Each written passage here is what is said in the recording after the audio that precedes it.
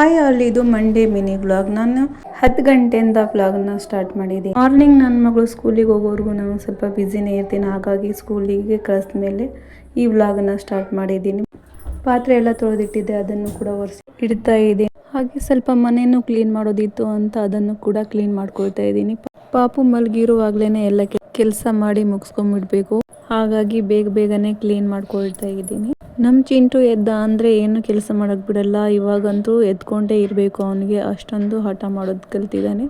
ಹಾಗಾಗಿ ಅವನು ಮಲಗಿರುವಾಗಲೇ ಕೆಲವೊಂದು ವಿಡಿಯೋಗಳನ್ನು ಶೂಟ್ ಮಾಡ್ಕೊಳ್ತೀನಿ. ಕ್ಲೀನಿಂಗ್ ಎಲ್ಲ ಮುಗೀತು. ಅಷ್ಟರಲ್ಲಿ ಪಾಪುನು ಎದ್ದ. ಅವನಿಗೂ ಕೂಡ ಸ್ನಾನ ಮಾಡಿಸಿ ಬಟ್ಟೆ ಹಾಕೋಣ ಅಂತ ಬಟ್ಟೆ ಎಲ್ಲ ಹಾಕ್ತಾ ಇದ್ದೀನಿ.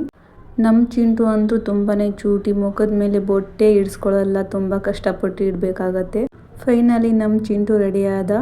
ಮತ್ತೆ ನಾನು ಈ ವ್ಲಾಗ್ನ ಈವ್ನಿಂಗಿಂದ ಕಂಟಿನ್ಯೂ ಮಾಡ್ತಾ ಇದ್ದೀನಿ. ಇವತ್ತು ಯಾಕೋ ಟೀ ಕುಡಿಬೇಕು ಅಂತ ಅನಿಸ್ತಾ ಇತ್ತು. ಹಾಗಾಗಿ ಮಸಾಲ ಟೀನ ಮಾಡ್ಕೊಳ್ತಾ ಇದ್ದೀನಿ.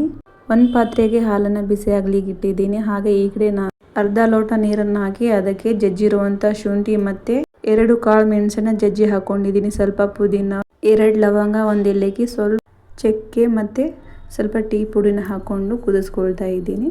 ಸ್ಟವ್ ಆಫ್ ಮಾಡೋ ಮುಂಚೆ ಸಕ್ಕರೆನ ಹಾಕೊಳ್ತಾ ಇದ್ದೀನಿ. ಇದಾದ್ಮೇಲೆ ಇದನ್ನ ಎಲ್ಲನೂ ನೀರು ಸೋಸ್ಕೊಳ್ತಾ ಇದ್ದೀನಿ. ಮತ್ತು ಬಿಸಿ ಮಾಡಿರೋ ಹಾಲು ಹಾಕಿದ್ರೆ ಮಸಾಲೆ ಟೀ ರೆಡಿ ಆಯಿತು. ಟೀ ಅಂತೂ ತುಂಬಾ ಚೆನ್ನಾಗಿ ಆಗಿತ್ತು. ನಾನು ಟೀ ಕುಡಿತಿರುವಾಗಲೇ ಪಾಪು ಎದ್ದ. ಹಾಗಾಗಿ ಅವನಿಗೂ ಎದ್ಕೊಂಡು ಬಂದೆ. ಮನೆಯಲ್ಲಿ ಸಣ್ಣ ಮಕ್ಕಳು ಇದ್ದರೆ ಎಷ್ಟೇ ಬೇಜಾರಾಗಿದ್ರು ಬೇಜಾರೆಲ್ಲ ಹೋಗ್ಬಿಡುತ್ತೆ ಅಲ್ವಾ. ಅಷ್ಟರಲ್ಲಿ ನನ್ನ ಮಗಳು ಕೂಡ ಎದ್ದು ಬಂದು ಅವಳಿಗೂ ಹಾಲು ಬಿಸಿ ಮಾಡಿಕೊಡೋಣ ಅಂತ ಮಾಡಿಕೊಡ್ತೀನಿ. ಸ್ವಲ್ಪ ಹಾರ್ಲಿಕ್ಸ್ನ ಬೆರೆಸಿ ಕೊಟ್ಟರೆ ಕುಡಿತಾಳೆ. ಇಬ್ಬರು ಒಬ್ಬರು ಆದಮೇಲೆ ಒಬ್ಬರು ಎದ್ದು ಬಿಡ್ತಾರೆ.